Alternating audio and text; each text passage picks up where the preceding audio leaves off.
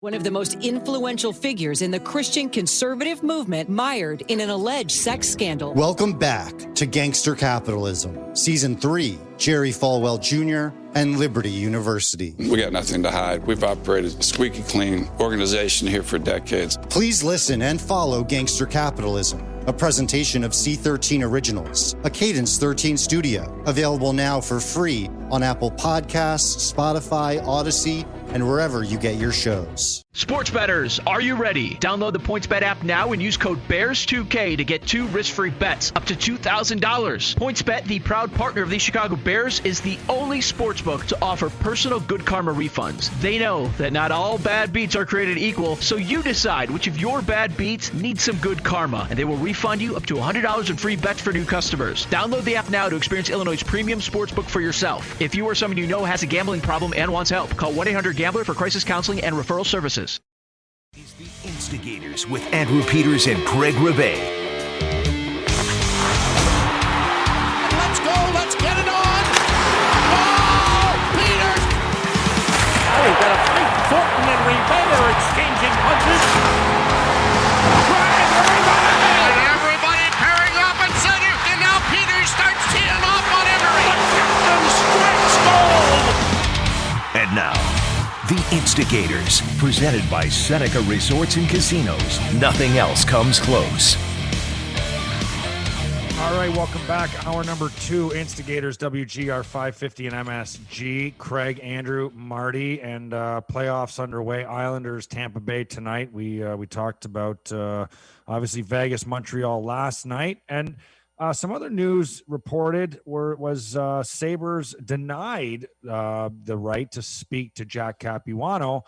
And obviously a coach search going on here for the Sabres, and as Rangers land Gallant announced yesterday, or at least reported yesterday. What do we make of that? And what's taking so long? Is it more of a Jack Eichel thing or more of a coach search thing? I think it's more of a coach search thing. I think Kevin Adams wants to do his full 150% homework on everybody, just because the first time he's going through this. And you don't, if you want to have success in the National Hockey League, you don't go through a coaching search every couple of years. Kevin Adams may do one now, and if he gets it right, he may not do one for another 5 years, which at that point, you have to have some kind of experience from having done one. And so he's taking his time. I think there's a lot of candidates that are being interviewed right now for the purpose of going through the interviews. I think Kevin Adams knows what he wants to do and what direction he wants to go, but he's still going to do the interviews because he has the time. When is the expansion draft? July 21st? Day before the NHL. So 23rd, I think. 21st is the expansion draft. The NHL draft is on July 23rd and 24th. There you go. My thinking is that we still are about a month away from the Sabres announcing a coach. Like the second week of July. Like as the season ends, Stanley Cup finals, and they do the parade, the Sabres are preparing for the expansion draft. They're announcing a coach. That's where I see it happening. What do you think, Craig? Do you think there's a domino that drops first, or you think it's, whichever business is ready to go first? I think like Marty, to piggyback off Marty, I think that Kevin Adams is a new GM. I think he's taking this opportunity to take in as much information as he possibly can when interviewing all of these coaches. They're being asked questions, and Kevin Adams is basically writing down their feelings of what the Buffalo Sabres team is all about. What would you do? What would you do with Jack? What would you do with the team? How would you want to play it? What do you think of the organization? What do you think that we need to build on? All of these things, there's going to be so many questions asked, and he's going to sit back. He's going to do his due diligence. He is not in any rush. There is no pressure for Kevin Adams to have a coach tomorrow. He's going to take it all in. He's building his mental war chest right now. And I think that's going to help him, make better decisions as a GM moving forward. It's a learning process for him. So the Ottawa Senators reportedly denied the Sabres the right to speak to Jack Capuano. Lane Lambert's name came up last week. Elliot mentioned it. He's the assistant coach with the Islanders. And, I just wonder, look, I just wonder if some of this too is just buying some time until you can figure out. So you're not putting in, when you announce the coach, you're maybe not putting him up in a press conference to talk about the Jack Eichel situation, because, the minute you announce Don Granato as the head coach, the first question that's going to come out is, congratulations on this. And Jack Eichel, boom. It's going to be Jack Eichel right away. And you wonder, it's like, why not just have him answer questions when you know the team that he's going to have, when you know the pieces that are coming back for Jack? Yeah. You're assuming that gets done in the next month, right? Like, it's just not going to happen. You're going to deal with it. It's easy. It's so, like, listen, maybe, there's a way to handle it, but it's so easy to answer. The question is, hey, new coach, what do you think of the Jack Eichel situation? Are you planning on coaching Jack or not coaching Jack? I'm so excited to coach the Buffalo Sabres, and Jack's a fantastic hockey player. I know there's, his health right now. That's something that we have to look at, but that's more in Kevin's department. I'm going to look at my roster, and right now Jack's on it, and that's what I'm preparing for. Boom. That's it. That's so easy. Give him the generic answer, move on. But wouldn't it be nice as a first-time head coach to have that player in your lineup, that superstar player? It would be really nice. And I'm preparing as Jack Eichel right now is my top line centerman. And obviously there's many things that could happen. His health could be something. There's your headline, Don Granato preparing for Jack Eichel to be so what? Number one center. What's the rush? Why do you have to have it announced by mid-July? Because you're not, if Jack Eichel gets traded, and I still don't think that's happening, it's going to be after the expansion draft at the NHL draft. See, you have to wait. Seattle's going to be picking players at the expansion draft. Teams are going to have a need. They may lose somebody. Maybe you're thinking of having a piece that maybe will be exposed. That won't happen. So you want your coach, I would assume, before the expansion draft, going into the draft, the NHL draft this year, and then the trade will happen if it's going to happen after that. Yeah, I agree with that. I mean, it's time. I think Kevin and his staff is going to have over 2 months to be able to kind of do their due diligence and make this decision. And you want to make sure that you have a head coach of the Buffalo Sabres at that expansion draft, into the NHL draft and into free agency. I mean, there's a big month of hockey in the month of July. Instigators, WGR 550 and MSG. Just talking about Ottawa denying the Sabres the opportunity to speak to assistant coach Jack Capuano. Was he someone that would have been on your list anyway, gentlemen? I mean, him along with so many others. I think I would truly believe that right now, at this very day, Kevin Adams knows exactly who he's going to pick. I believe that. That being said, he's still going to do his homework, and he's still going to try and gain information through the process of learning as a young GM. If Kevin Adams was a GM that has done this for 20 years, it might be a different situation. Okay. But Kevin Adams is a sponge right now. He's taking a lot of this in. This is the first time he's been in this situation of having to do his due diligence on GMs to coach the team. And I think he's going to take his time. I think he's not going to be rushed, but I believe right now that he has a pretty good idea of who he wants. I funny enough, I know Jack Capuano because when I was with the New York Islanders, he was the head coach in Bridgeport, the Sound Tigers. And I went down on the conditioning, and, I had a lot of long conversation. We were on a bus ride. I sat up front, talked to him about a few things. I like the guy. He's a great guy, great communicator, has a lot of hockey knowledge. I see him more as an assistant coach. I see his role that he has right now as perfectly suited for him. He did have some success with the Islanders over 7 years. But I just don't think that he was on my list of possible candidates. He just wasn't. I see him as a great assistant coach. That's it. I still feel Don Granato will be the coach of the team. But someone tweets here and they ask, if Donnie Meatballs is hired, Samson stays. First coach to use him at center, and 23 worked wonders with whoever he gave him. What do you think about that? Do you think is that realistic? No, I don't think that's realistic. Yes, Sam played well as a center. It was a necessity because there was really a big gaping hole in the middle of the ice with the roster the way it was. But no, I don't think that's accurate. The team played better.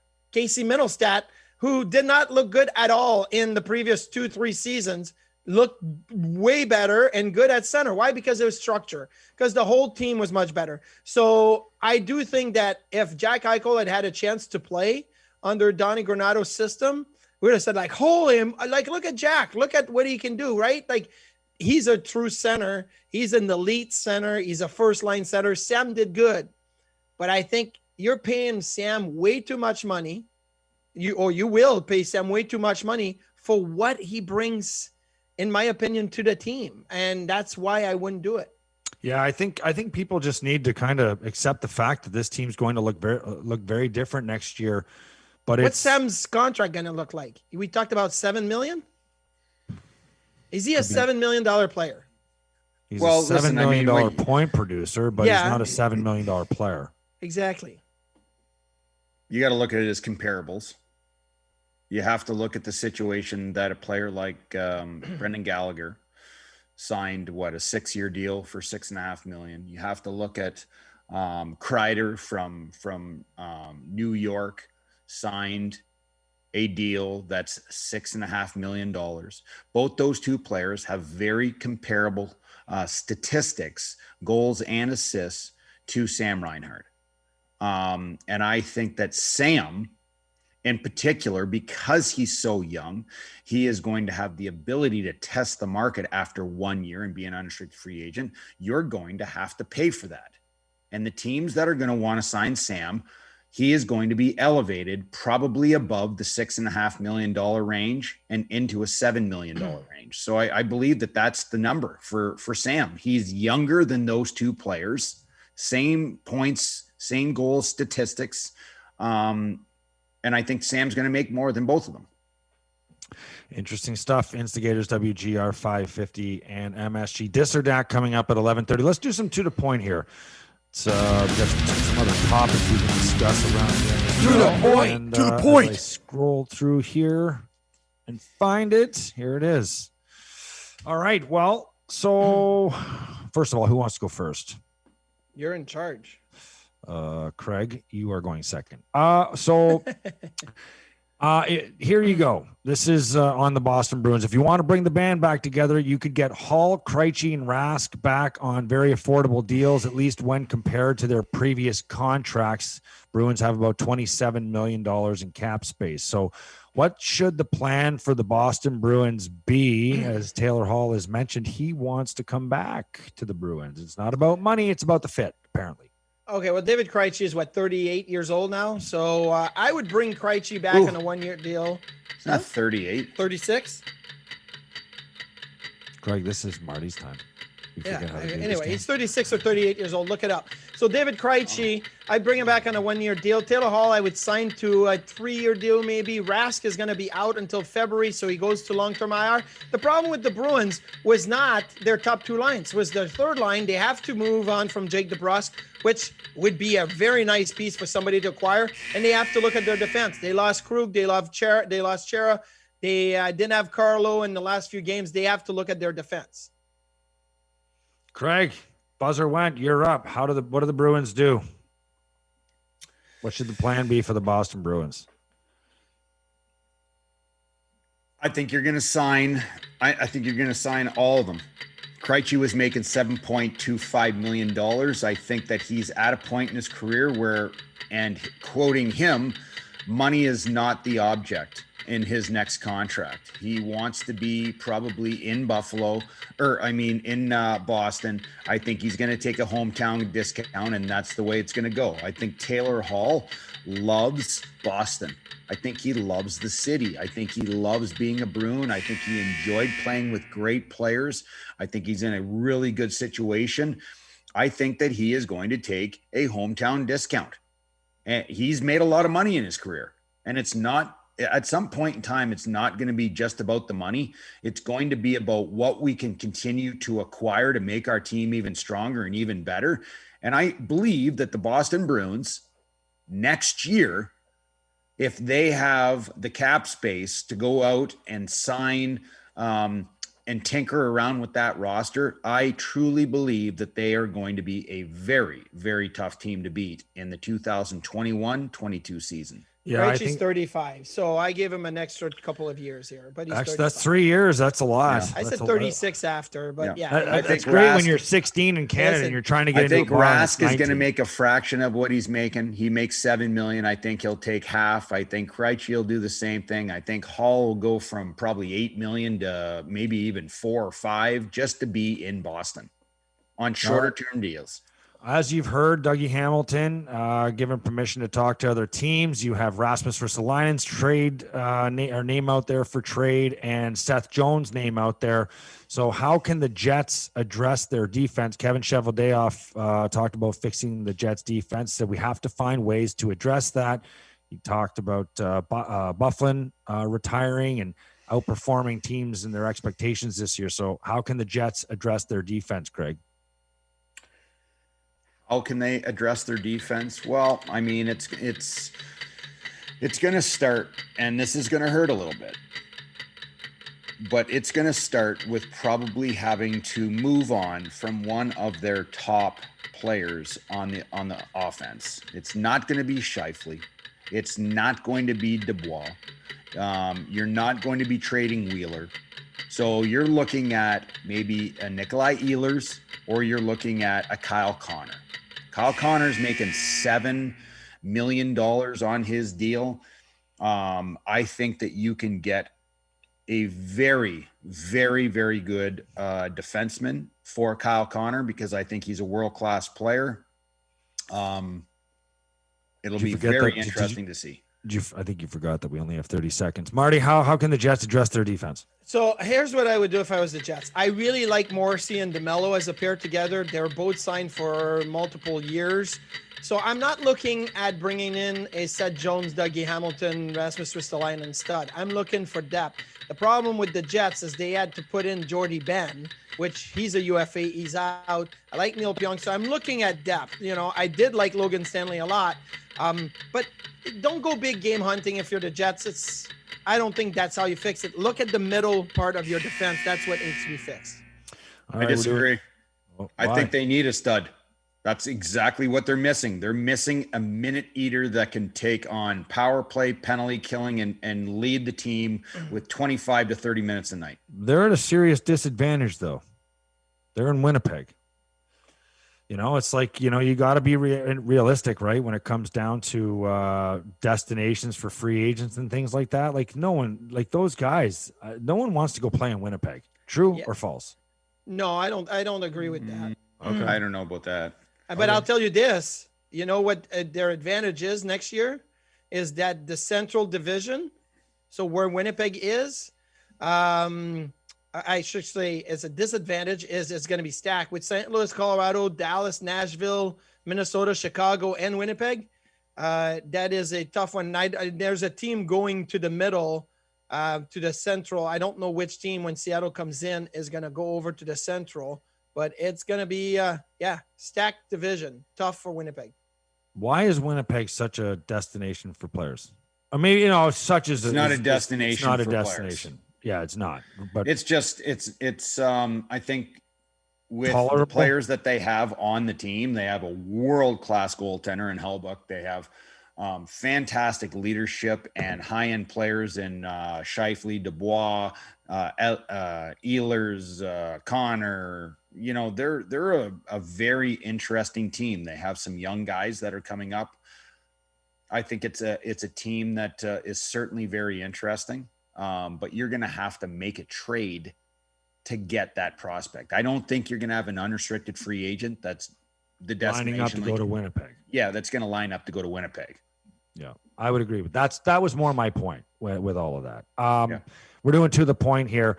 As I mentioned before, the Canes, could trade Dougie Hamilton, giving him the right to speak to teams. So if they trade him, how will they use that extra cap space? Well, they're going to have to acquire a goaltender to play along with Alex Nedeljkovic. That could be Peter Mrazek. Maybe they retain him. I don't think they're going to keep James Reimer.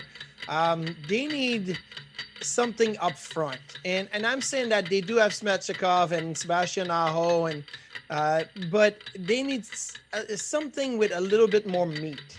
They don't have that aspect. Carolina was a fast, offensively minded, skilled team. But they need a little bit of meat up front. That's where I would go and spend the extra cap space. So you're telling me that Dougie Hamilton is not going to be resigning in Carolina, or are they just come to a situation right now that they can't come to an agreement? They are allowing him to speak to other teams so they can sign and trade. You don't see a lot of sign and trade in the NHL, but basically Dougie Hamilton would sign an 8-year deal with Carolina. Not an unrestricted free agent? Yes, but the difference is to be having that extra year, right? So if he signs a free agent deal with Winnipeg, it's a 7-year deal. If he signs a deal with Carolina and then gets traded to Winnipeg, he can sign 8 years. So that's what they're exploring. Basically, Carolina saying, go see what you could get out there. And if you have a contract kind of sorted out with a team, we'll try to work out a deal. We'll sign you to that 8-year deal and we'll trade you so we can get something in return. It's a sign and trade type of situation. How will they use the cap space, Craig? Carolina, we're talking. Is Jack Eichel a candidate for that spot? I don't think that Carolina has the pieces that are going, that's what it's going to take to acquire Jack Eichel. So I don't even want to look at the team, to be honest with you. Okay. Do you guys agree with that? Start with Svechnikov. I mean, that would be the first piece, but then after that, I don't know what I can tell you this, that they're not trading Svechnikov in a package for Jack Eichel. Yeah, Svechnikov is going to sign his contract now, though. So it's going to be, he's going to make a lot of money. But you look at Martin Necas, right? Necas has got one more year on his entry-level deal. Like that would be, a couple of players that I would target. If I wanted to make a trade, an Eichel trade to Carolina, it's Svechnikov, it's Necas. There may be a defenseman in there that you'd go and look. I didn't mind Hakanpää this year, although he's 29 years old and makes very little money, but he can be had on the free agent market. He's going to be UFA. All right. So Riv, do you want to take a shot at this one? How will they use the extra cap, or do you want to move on? Who's out there? Who can replace Dougie Hamilton? You're not going to get the same type of defenseman. Carolina is not in a situation to go out and, give away assets to acquire, to replace. They're going to have to replace Dougie Hamilton through either unrestricted free agency, or they're going to have to go after a player, a defenseman, like maybe Rasmus Ristolainen, which is not going to tear apart pieces on their team. So Rasmus Ristolainen could be an opportunity for Carolina. That wouldn't be. I'll throw a name out to you that could be a possibility for Carolina as a right-hand defenseman to replace Hamilton. And I'm not saying he's the same caliber. Brendan Montour. Brendan Montour played really good here. He's still young. He still would be like a very good cap hit. And Carolina, a team that is tighter around the wallet than some other teams, could find value in Brendan Montour. And I thought he played well in Florida, and he played really well here before he got traded. I would have kept him. All right. Well, that does it for To the Point. Marty, you ready for this or that? Yeah, I am. All right. We'll talk wedding. We'll talk Vegas. We'll talk a bunch of things. The wedding. Yeah. Very interesting. There's a lot to be said for that wedding. We'll talk about that on the other side of the break. See if it lasts. WGR 550. And why, was there something that stood out to you? No, I'm just saying that's a very odd wedding situation. You know what? If she was tuned in to what he was doing wrong, she might have divorced him by the end of the game. That's true. Stick around. We'll tell you what that is in Dis or Dat. Coming up next, Instigators WGR 550 and MSG.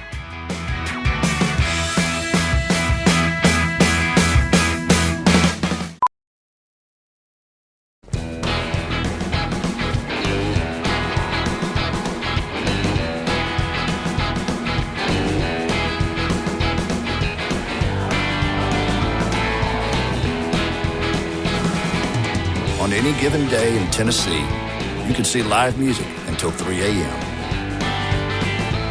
And just like that, you're a morning person.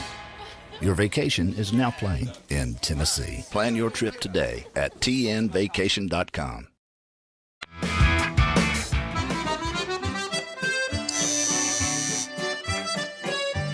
Welcome back to the Instigators here on WGR 550 and MSG. Okay, game one of the Montreal-Vegas game was last night. Vegas won 4-1 in this one, taking 1-0 lead. I picked Vegas in 5. I don't know where you guys were at, excuse me, before the series. So after watching last night, over or under 5 games for that series, this or that, over under 5 games. PD, go first. 5 games. Under. Well, no, 5 games would be right on the money. I'm asking you, it ends in. I know. I repeated. I said under. I said 5 games under. Okay. I think it's going to be four quick ones. I didn't know there was a 5 games question mark. Yeah, I'm under. Ron Burgundy. I'm Ron Burgundy. Rivs, over or under 5 games in the Vegas Montreal series, this or that? I'm going to go under. Pretty bold to think that in a conference final, you will have a team, win 4 straight. But, listen, I mean, I really have enjoyed and respect what Montreal's done up to this point. I think they dodged a major bullet by beating a Toronto team that, as far as I'm concerned, is 10 times better than them. And came back from a 3-1, being down 3-1 and then winning 4 straight against another team. I just don't think they have the team right now. I think they're still very young.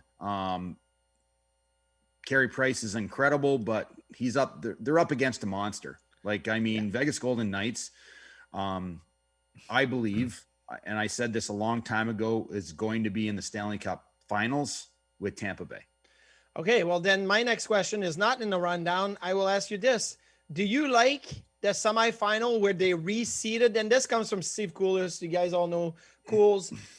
He wants every year now to, once you get to the semifinal, to reseed the top seed versus the lower seed and the 2 middle seed like this year, so that you have a potential matchup in the finals of the top 2 seeds in the league. It could be, Buffalo, Boston, who knows? It could be of all Eastern finals, but reseeding. So I'm asking you this. Do you want East versus West in the finals, or do you want to reseed once you have your 4 divisional winners and then whatever happens, happens? Rivs, we'll go with you first.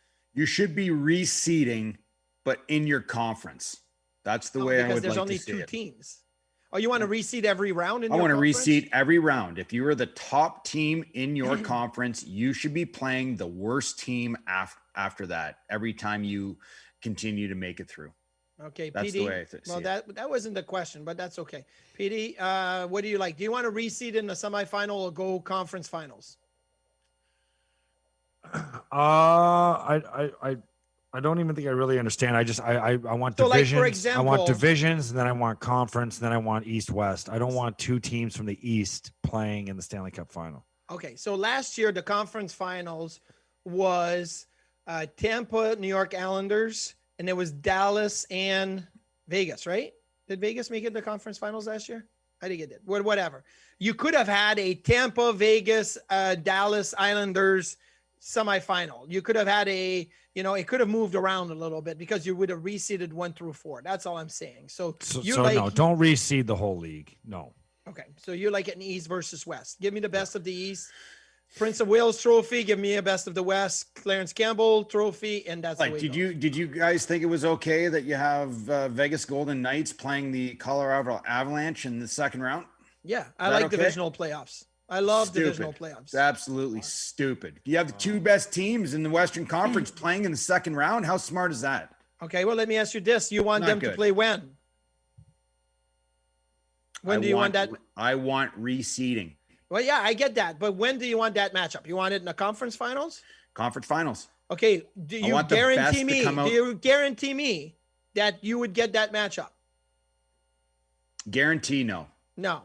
So to get it in the second round or to get it in the third round, think the fact that we got it. Exactly. I think the fact that we got that series is unbelievable. And I think what's even more unbelievable is that if Vegas rolls on after that series, because that was a hell of a series, even though it went 6 games. Yeah. That's a testament even more to them because they literally had to roll through the best team in order to win. And Minnesota wasn't but do you think it's okay? A couple years ago, we were having the same conversation, and Columbus Blue Jackets was number 3rd in the league, 3rd in the NHL. You know who was number 2?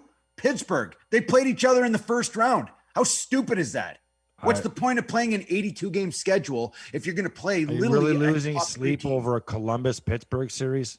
Because I don't like the way it's done. It couldn't be done that way.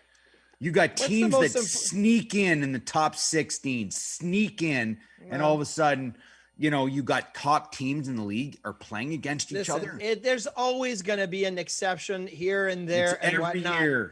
Every year, it's the same thing. It's one out of how many series this year? You wanted one matchup. Like, you wanted Colorado Vegas at some point. You got it in the second round. But having a 5th team from another division. It's not what I want. It's not what I want. It's what the teams they battle for an entire year to get as high as you can, so you can have home ice advantage. What's the point of doing that if you're going to play in the first round and play against one of the top teams in the league? You still have to beat. What you want, Craig, is you want a tournament style. That's exactly what I want because the NHL is a Well, tournament. the NBA does something like that. They do a play-in. They do like a little. This year was 7 against 8 and 9 against 10. The Lakers were not in the playoffs.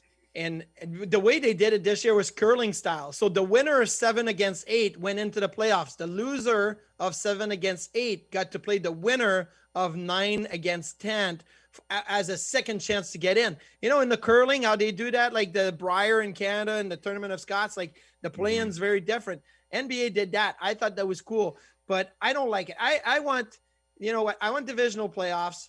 And I want conference finals, and then I want the 2 East versus Lakers West were in. Sorry, but the Lakers had to be in a play-in, is what I'm saying. They had to do a play-in to get in. That's what it was. Anyway, okay, let's move on. Better city, Montreal or Vegas? This or that? We'll start with you, PD. Better city, Montreal or Vegas? Oh yes. Well, if I'm a healthy scratch the night before, and I know it the night before, I think Vegas is probably the better city to be. Just because you can get lost there. In Montreal, people are going to know who you are. They know hockey. They're in Vegas, a couple people from Kansas and Arkansas sitting at your table next to you at dinner aren't going to know who you are. But in Montreal, they know who the hockey players are. So you can't hide. Like Jochen Hesch and I went out. I probably shouldn't say this, but Jochen and I, of all people, went out one night because he was doing rehab. And I knew I wasn't playing. So he and I went out in Montreal one night really late, which was really rare for Jochen. But anyway, they knew who Jochen was. I mean, we're out and they're like, oh, Jochen Hecht. They didn't know who I was, but they knew who Jochen was. In Vegas, I think you can disappear Ribs, out into the desert.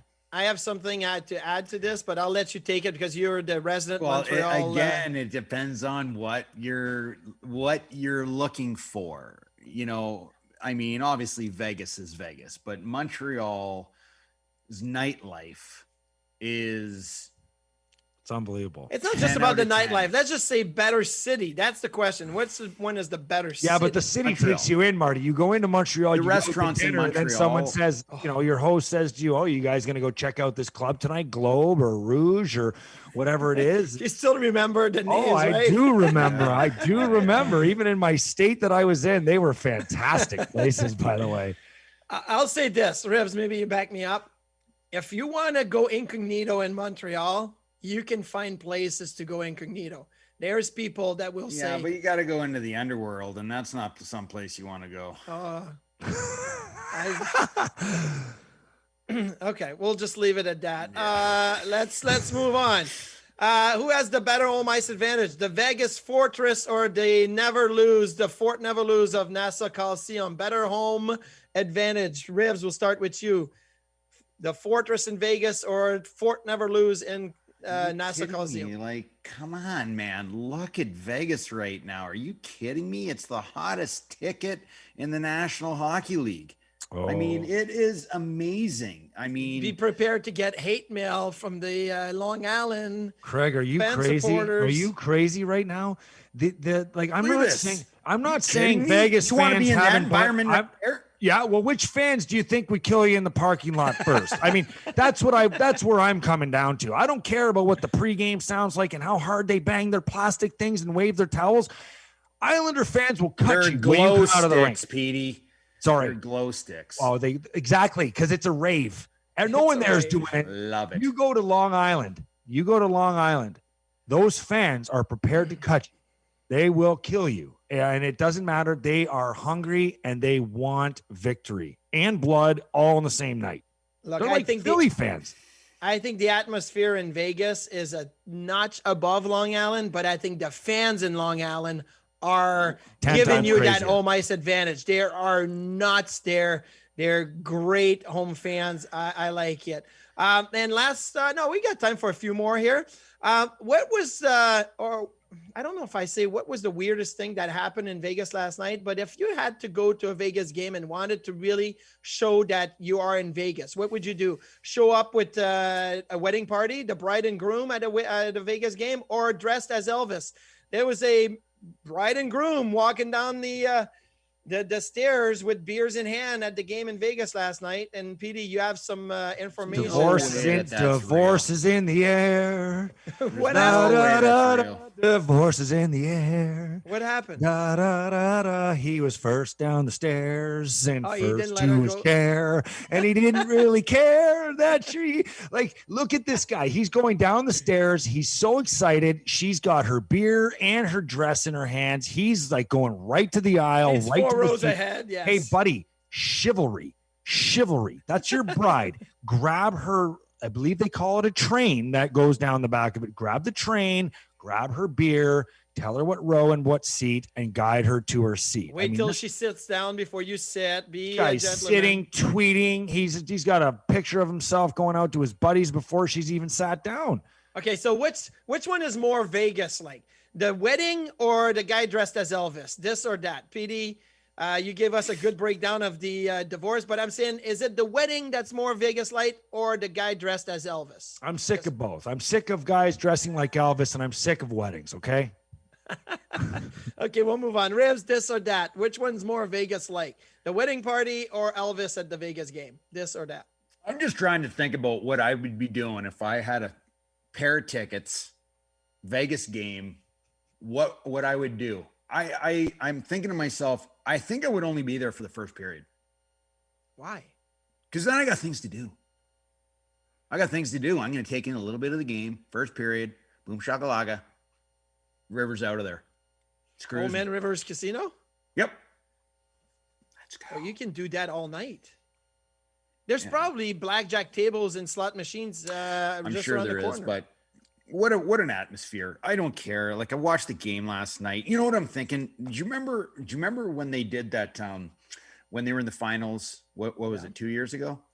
No, now it's 3. 3 years. So last year was Tampa. The year before that was Knight hit his sword into the ice and it cracked, and they were showing the teams that they had conquered, sort of thing. I mean, what a spectacle. If you're going to buy a ticket and you're taking in, it's like no other, because if you go to Long Island, an Islanders fan are passionate beyond passionate, or Montreal or wherever it is, you're there 99% of it, you're there for the hockey. You go to a Vegas Golden Knights game, you're there for the entire presentation. You're there for the before situation, the lights, the everything. You're there for the in-between period stuff, the music playing. It is a true spectacle. I think it's incredible for this league. So I'll tell you this. Yes, Vegas is fun to watch. Their game presentation's incredible, but you can't try to copy Vegas if you're in Montreal. You can't try to copy Vegas if you're in Calgary. You can't try to copy Vegas if you're in Carolina. You don't think that, don't try and copy what they are doing. But I love, as a person sitting at home or a person that would be in the stands, I would appreciate the Montreal Canadiens to do some sort of that technical stuff on the ice, that the lighting, and they do. They have some of the best regular season. I think the NHL should be making this more than just the game of hockey. I think there should be more presentation. I think the Vegas Golden Knights have really opened something here. And I'd like to see more of it.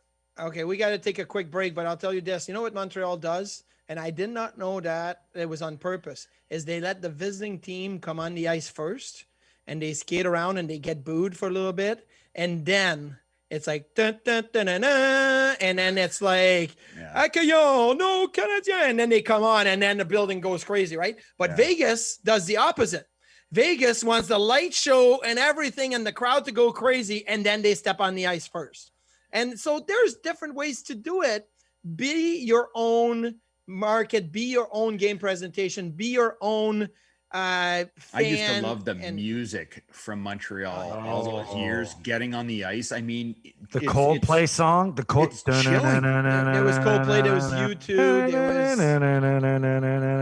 and then the guy starts talking in French and doing all the na. Oh, yeah, Montreal was absolutely and then they had incredible. And then they also had a U2 one, but it wasn't Where the Streets Have No Name. They had another U2 song, and I remember I was with Teppo, and they were playing it one night, because he loved U2, and Montreal's always had unbelievable pregame show for sure. It was especially Where the Streets Have No Name. What's that? It was Where the Streets Have No Name. Yeah, no, they did, but there was another one. I'll find it for you too at the break. But there's another one, and Vancouver had the Where the Streets Have No Name, and they had the horn going and everything too. But there was another U2 song too. I do like the start of that. But anyway, you got to take a break here. That was This or That on the Instigators, WGR 550 and MSG. We'll come back. Quick segment before Tuesday's over. We'll be right back.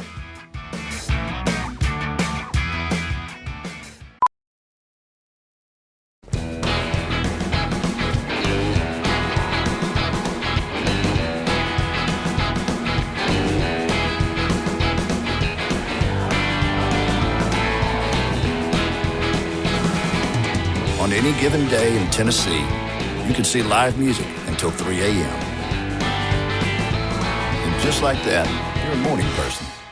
Your vacation is now playing in Tennessee. Plan your trip today at tnvacation.com. Gators, presented by Seneca Resorts and Casinos. Nothing else comes close. All right, welcome back. Final segment for today. I don't know where to begin on this one. Justin Bieber and Austin Matthews together at a UFC fight, or, the Mets giving out WWE Championship belt for Player of the Game. How original. I'm so tired of this. Let's get Player of the Game, WWE belt. Pretty sure the Hawks. The Washington Capitals had a good one this year. Defensive player of the game and offensive player of the game. They gave him a Cobra Kai and a Miyagi Do, a white or a black headband for the player of the game, because Cobra Kai was big on Netflix or whatnot. So I really like that. This championship belt, Find something like the Sabres had the pigeon, right? That was awesome. Remember the pigeon? Yeah. Oh yeah. Because we had a pigeon. Yaroslav Spacek used to always call us the pigeons. He'd be like, I'll play cards with you pigeons. And then the pigeons grew into the item. With the New York Rangers, we had the Broadway hat. And there's a great story. We were out in Sweden one night and somehow somebody ended up with this fedora hat the next day at practice. And we're like, where'd you get that? I don't know. I got it last night at the bar. And so we kept it, and the player of the game got the Broadway hat, which was a story that we had as players. Be original when you do it. The WW belt is not. WW belt is brutal. We don't give out belts. Hard hat. Give him a hard hat. We give out green jackets. The hard hat's brutal too. Like do some things like the Flames have the fireman hat. I like that. That's with the right. Flames. Yeah. Here in Buffalo, they should have one of those big chicken wing hats. You know the big chicken wing thing? Oh yeah. One of those. Looks like a you always see that guy, the wing king, wheeling around town with the wing hat on. But Matthews the cone head would be good too. The cone head, yeah, the cone head. We have less than a minute here. Bieber and Matthews, they hang out a lot. I don't get these two. Bieber is a huge Leafs fan, and Matthews is like the young preppy guy. So who thinks they're more cool, Matthews or Bieber? Who thinks they're the cooler one hanging out? Is this a good diss or dat? Matthews hanging out with Bieber cooler, or Bieber cool and hanging out with Matthews? I think cooler? Bieber thinks he's cool to hang out with Matthews because he always wanted to be a hockey player. Every rock star wants to be a jock, and every jock wants to be a rock star. Maybe they're just happy together. Maybe they are. Perfect couple. It was hoodie night, though. It was hoodie night. Freddie had a hoodie on. They all had hoodie nights on. It's only 100 degrees in Arizona. One Bill's live next. Everyone enjoy their night. See ya. Clean, safe, local. Your home for business is the Village of Bedford Park. Over 450 businesses strong and growing with a safe, reliable Lake Michigan water supply. Visit VOBPBiz.com and bring your business home to the Village of Bedford Park.